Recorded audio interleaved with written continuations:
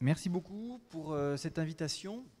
Et donc, moi, je suis Guillaume de Cormeil, je suis infirmier de formation et doctorant en psychologie cognitive et je représente aujourd'hui la société Sim4Health avec laquelle je travaille dans le cadre de ma thèse. Et juste pour information, donc Sim4Health, et je remercie Mathieu Faure qui représente l'Agence du numérique en santé puisqu'on est talent de la e-santé 2020. Donc, en quelques mots, Sim4Health, c'est un éditeur de logiciels numériques pour la formation des professionnels de santé et uniquement pour la profession des professionnels de santé. Donc on fait de la formation soit en réalité virtuelle qui vient avec un casque immerger l'apprenant dans une situation de soins, et il interagit avec l'environnement par des manettes, ou sur ordinateur, comme là avec un cas clinique virtuel, et donc c'est la reproduction en 3 dimensions d'une situation de soins réelle, pour lequel on va venir challenger l'étudiant ou l'apprenant avec des questions de quiz ou de connaissances théoriques. Donc pour créer ces environnements-là, effectivement, il y a un certain nombre de dimensions qu'il faut avoir. Il y a la dimension technologique, puisqu'on va voir qu'on travaille avec des artistes 3D sur des plateformes Unity, et donc c'est une équipe d'experts, et dans lequel aussi on fait de la recherche et développement. Et donc moi je travaille plutôt sur l'autorégulation de l'apprentissage par l'analyse des traces informatiques, donc c'est des choses qu'on va pouvoir analyser sur le comportement réel de l'apprenant. Ça c'est des plus qu'on peut faire. Bien sûr, quand on parle de formation aux professionnels de santé, qu'ils soient médicaux, paramédicaux, eh bien, il faut forcément des experts médicaux. Et donc, dans le projet qu'on va vous présenter aujourd'hui, eh bien, forcément, il y a eu des experts médicaux. Et c'est aussi eux qui assurent le contenu pédagogique qu'il y a à l'intérieur. Et enfin, d'un point de vue donc, pédagogique, forcément, comme on est sur un outil de formation, eh bien, il y a des experts en pédagogie pour susciter on va dire, le bon enchaînement des scénarios ou orienter au mieux la formulation de la question. Est-ce qu'on fait de la priorisation d'action? Est-ce que du connaissance théorique? Enfin, en tout cas, comme c'est des outils qui sont complexes, il faut aussi des experts dans chaque dimension. Donc, l'ensemble de nos simulateurs, et ce sera la dernière slide par rapport à la société, effectivement, elle a une force, c'est qu'elle est hébergée sur une plateforme, la plateforme Médicactive, qui est disponible 24 heures sur 24, quand on souhaite, à distance, et aussi, elle permet aussi le suivi individuel de l'apprenant. Bon, voici un petit peu, on travaille à l'international ou au national avec l'ensemble de certains labos pharmaceutiques. Et donc, c'est dans ce cadre-là qu'on va vous présenter aujourd'hui la plateforme Mémoire. Et donc, la plateforme Mémoire, c'est en fait la toute première plateforme qui est dédiée aux troubles neurocognitifs et qui a été lancée le 21 septembre lors de la journée mondiale de la maladie d'Alzheimer. Et donc, c'est le premier simulateur qui est dédié à la formation des médecins généralistes essentiellement pour les sensibiliser au repérage des troubles précoces, au repérage précoce des troubles neurocognitifs. Et comme vous l'avez évoqué Mathieu et puis Madame Maillard, effectivement c'est un projet qui a été co-construit donc entre un industriel, enfin entre 2 industriels mais d'approches différentes, et ça a été obligatoire qu'il y ait un board scientifique. Et donc on voit ici que l'ensemble de ce board a été représenté d'une part par le professeur Pierre Crolac-Salmon de l'Institut du vieillissement de Lyon, Thibault Lebouvier qui est vice-président de la Fédération des centres mémoire, et puis en termes pour inclure aussi l'ensemble des professionnels, il y a le docteur Rochois qui est médecin généraliste. Et donc en fait le fait d'avoir cette multidisciplinarité, eh bien on voit qu'il y a autant d'acteurs qui rentrent dans la prise en charge globale des patients qui sont potentiellement victimes d'une maladie d'Alzheimer. Et donc c'est important dans la co-construction de ce simulateur qui est l'ensemble des experts qui soient impliqués dès la genèse du projet, parce qu'il va y avoir la possibilité de faire évoluer le simulateur puisqu'on est avec du numérique, l'adapter aux nouvelles recommandations, aux nouvelles pratiques de prise en charge. Et donc c'est tout l'intérêt de travailler avec du numérique. Et le second point, eh bien, c'est aussi qu'on a une formation qui va être standardisée par le contenu pédagogique, harmonisée à un ensemble d'un territoire ou à l'ensemble des médecins généralistes pour uniformiser aussi les pratiques. Donc, un petit focus un petit peu de plus en plus sur le simulateur, et je vais vous parler de Françoise.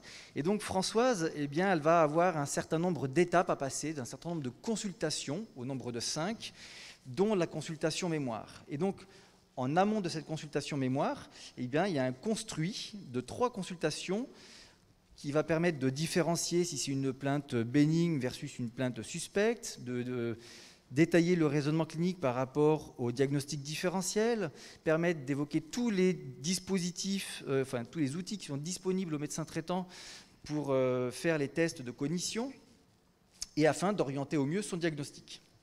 Ensuite, Françoise va être prise en charge par différents experts, comme des neurologues, des psychiatres, et il y aura même la création, il y a même le modèle d'une lettre d'adressage type en vue de la consultation mémoire. Et enfin, les 2 dernières consultations, la 4 et la 5, eh bien, il y a potentiellement une maladie d'Alzheimer.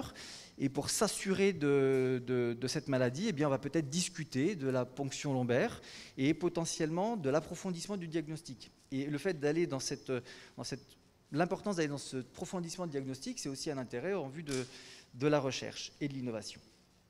Et donc, enfin, on peut aller dans la 5e consultation, eh bien, orienter la famille ou la patiente sur anticiper l'aménagement de son domicile, anticiper peut-être le fait de lui donner des conseils en disant voilà, dans le cas de la maladie d'Alzheimer, évitez de prendre la voiture à la suite d'une anesthésie générale, par exemple. Donc tout ça, c'est des contenus qui sont apportés par des experts dans le cadre, ou en tout cas dans l'idée d'aborder une consultation type dans le repérage précoce des troubles de cette pathologie. Donc, la création de ce simulateur numérique et de ces 5 étapes n'a pas pu se faire sans l'association de patients de France Alzheimer, la Société française de gériatrie et de gérontologie, le laboratoire Roche, qui est ici présent aussi, les experts comme le professeur Pierre Crolac-Salmon, et qui ont été donc à la genèse du projet et qui ont aussi validé le contenu pédagogique. Et bien sûr, le ministère de la Santé en lien avec l'Université de Lyon. Donc, on a une vidéo de présentation que je tiens à vous présenter pour vous illustrer un petit peu les propos que je viens d'apporter.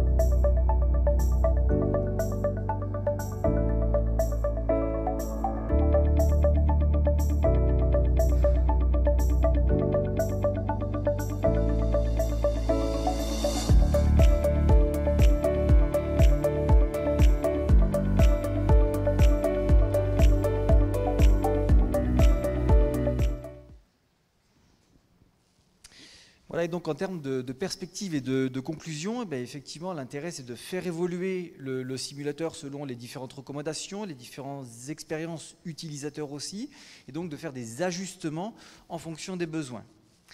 L'intérêt d'être relié à la plateforme Médicactive, et comme on l'a vu là avec le rapport, le suivi de l'apprenant avec les réponses au quiz et comment il a évolué, c'est la flexibilité d'usage. Cette plateforme est accessible donc en ligne, par tous et pour tout le monde, et dans le cadre de ce lancement de la plateforme Mémoire, et je tiens à le souligner, l'accès par ce site-là est gratuit à l'ensemble des médecins généralistes, des professionnels de santé, étudiants ou actifs qui souhaitent utiliser le simulateur gratuitement sur simple connexion et demande au site. Ce qui permet aussi à des étudiants en médecine, par exemple, de se former grâce à ce simulateur gratuitement. Et donc l'intérêt, dans le dernier point, c'est de s'appuyer sur ce POC, cette preuve de concept, ce premier simulateur, pour faire évoluer les contenus des cas cliniques par rapport toujours à la pathologie des troubles neurocognitifs, comme la maladie à corps de Lévy par exemple, ou la gestion des troubles du comportement, et puis le suivi de parcours complexes. Donc c'est quelque chose qui se veut d'évolutif aussi. Et je vous remercie pour votre attention.